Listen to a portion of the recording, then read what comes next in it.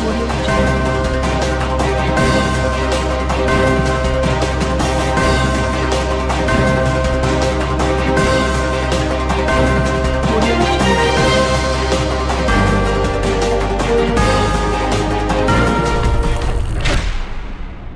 देखिए, एक तो ये सारी बातें जो है सरकार जो बोल रही है कि जो वैक्सीन डबल वैक्सीन नहीं लिया है उसको राशन नहीं मिलेगा, या जो उसने डबल वैक्सीन नहीं लिया उन स्टूडेंट्स को स्कूल कॉलेज में 18 साल के ऊपर के जो उनको प्रवेश नहीं दिया जाएगा। मूल रूप से ये सारी बातें जो है असंवैधानिक है, यानी कायदे के बाहर है, खिलाफ है। देखिए, केंद्र सरकार ने भी कभी ऐसा बोला नहीं है कि ऐसा ले लो करके, लेकिन स्टेट गवर्नमेंट इस तरीके से बोल रही है। और महाराष्ट्र स्टेट गवर्नमेंट, कई स्टेट गवर्नमेंट्स ने कुछ बोला है, और कई स्टेट गवर्नमेंट में इसके बारे में बिल्कुल चुप्पी साधे है। लेकिन महाराष्ट्र गवर्नमेंट इसके बारे में बहुत ज़्यादा उल्टे सुलटे ये स्टेटमेंट जारी कर रही है, जीआर भेज रही है, जिसके कारण नीचे जो प्रशासनिक अधिकारी है उनकी भी बड़ी पंचायत हो रही है। जो मेरी बातचीत हो रही है लोगों के साथ में, तो बोलेंगे साहब क्या करेंगे, इनमें ऊपर से आदेश आया है तो हमको ये करना पड़ेगा, हमारी तो इच्छा नहीं है लेकिन अब क्या करेंगे। तो ये जो सारी चीज़ें चल रही है ये सारी गैर संवैधानिक चल रही है, और लोगों की जो मूलभूत अधिकार है, संविधानिक अधिकार है, ये सारों का हनन है। ये मैं पहली बात आपको बोलना चाहूँगा ये सारी चीज़ों के अंदर। और ये नए प्रकार की गुलामगिरी है, नए प्रकार की अस्पृश्यता है, नए प्रकार की। यानी इसके पहले भी जैसा अस्पृश्यता पाली जाती थी कि इसको प्रवेश नहीं, टमका नहीं, ढमका नहीं, ये नए प्रकार की अस्पृश्यता होगी। तो मैं ऐसा समझता हूँ कि लोगों ने इसके खिलाफ में आवाज़ देनी चाहिए। और एक बात मैं आपको याद दिलाऊंगा इसके बारे में कि इसी तरीके से इंदिरा गांधी के ज़माने में लोगों को पकड़ पकड़ कर नसबंदी करवाई गई थी। लेकिन ऐसा समझो कि वो नसबंदी जो थी कम से कम देश हित में तो थी, कि ठीक है बहुत लोगों की संख्या बढ़ रही थी, ये हो रहा था, जनसंख्या बढ़ रही थी, तो इंदिरा गांधी ने 2 या 3 बच्चे होते हैं अच्छे, इस तरीके से अभियान चलाया, सक्सेसफुल भी हुआ, उसके अच्छे रिजल्ट भी दिख रहे हैं।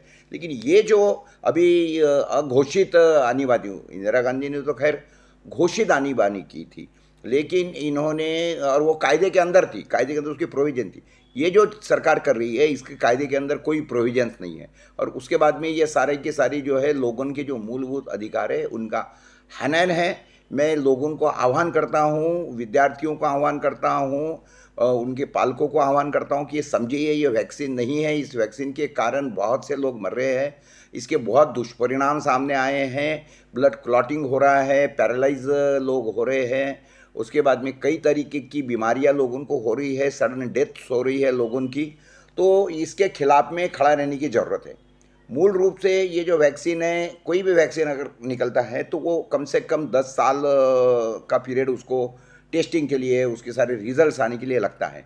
लेकिन ये वैक्सीन के बारे में तो ऐसा है कि कोरोना मार्च 2020 में आया, और ये वैक्सीन जो था 5 करोड़ डोज उसके पहले तैयार थे। ये साइरस पूनावाला ने जो इंटरव्यू दिया था उसके अंदर बताया था कि मेरे पास में 5 करोड़ डोज रेडी भी है। अरे कोरोना आए नहीं, तेरे को कैसा मालूम।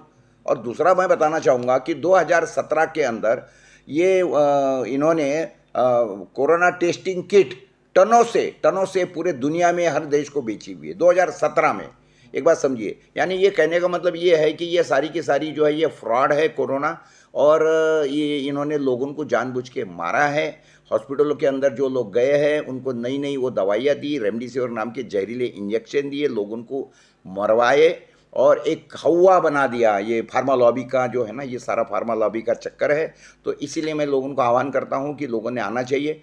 2 नवंबर को मैं स्कूल और कॉलेजेस में जाने वाला हूँ। 2 नवंबर को मैं पालकों को विनंती करता हूँ, विद्यार्थियों को विनंती करता हूँ कि आइए, सामने आइए, आप खड़े रहिए स्कूल के अंदर, मुझे कांटेक्ट करिए। मैं वो स्कूल में, आप जो स्कूल में मुझे बुलाएंगे, जो कॉलेजेस में मुझे बुलाएंगे, उसके बाद में जैसी भी डिमांड आती है, जैसे भी लोग बोलते हैं, उस तरीके से मैं हर वो गांव के अंदर जाऊंगा। 2 नवंबर को मैं स्कूल और कॉलेजेस में जाने वाला हूँ, चांदी कोरने वाला हूँ।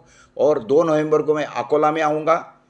उसके बाद में मैं 3 नवंबर से आप जहाँ बोलेंगे उस गांव में मैं आने को तैयार हूँ, आपके साथ में खड़ा कर रहने के लिए तैयार हूँ।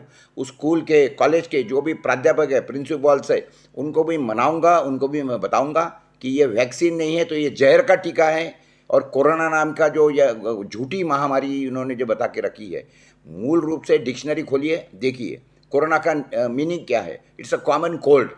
और हर साल होती है लोगों को, लेकिन इसका कोई ये नहीं है। लेकिन जिस तरीके से इन लोगों ने बता जा रहे हैं, प्रशासन ने सारा का सारा आतंक फैला के रखा है, पुलिस वालों के हाथ में ज़बरदस्ती बहुत से अधिकार दे के रख दिए है, जिला प्रशासन के हाथ में अधिकार मिल गए हैं। और उसके बाद में आपने देखो कि ये जो वर्क फ्रॉम होम है, उसके बाद में स्कूल कॉलेजेस बंद होने के बावजूद भी जिस तरीके से इनके कॉलेजेस के सारे सैलरीज वगैरह चली, तो नेचुरली अब ये सारे लोगों के दिमाग में बैठेगा कि ये कोरोना चलने दो। तो ये सारे महामारी के खिलाफ में आम लोगों ने आगे आना चाहिए, एक जागरूकता का, नागरिकता का परिचय दीजिए। कोड बंद करके रख दिए थे इन्होंने पिछले 2 साल से, कोई लोगों को न्याय नहीं मिला, एक तरीके से संविधान ख़त्म कर दिया हमारे देश का।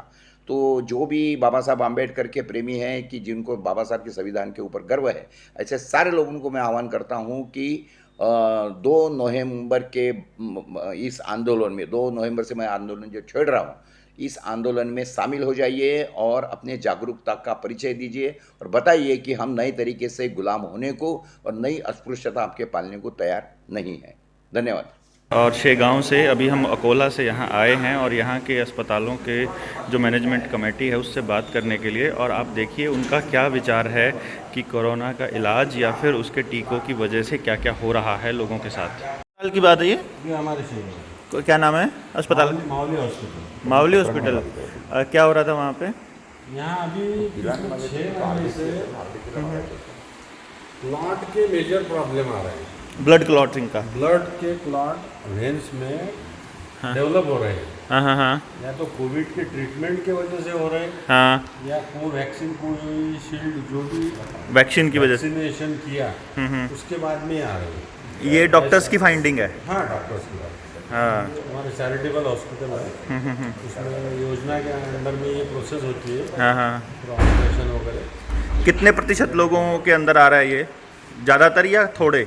नहीं, एक 10 से 12% जो फ्लो है हमारे हॉस्पिटल का। 10 से 12% तो इमीडिएट आ रहा है, हो सकता है कि आने वाले वक्त में ये बढ़े। बढ़ सकता है।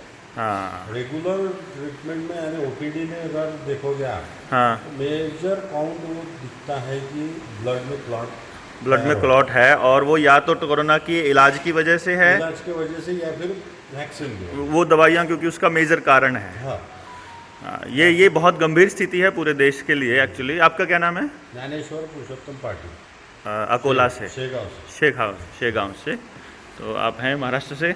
आप देख रहे हैं कि ये जो क्रांतिकारी साथी, I am not vaccinated and by choice and that's my right, ये बहुत गजब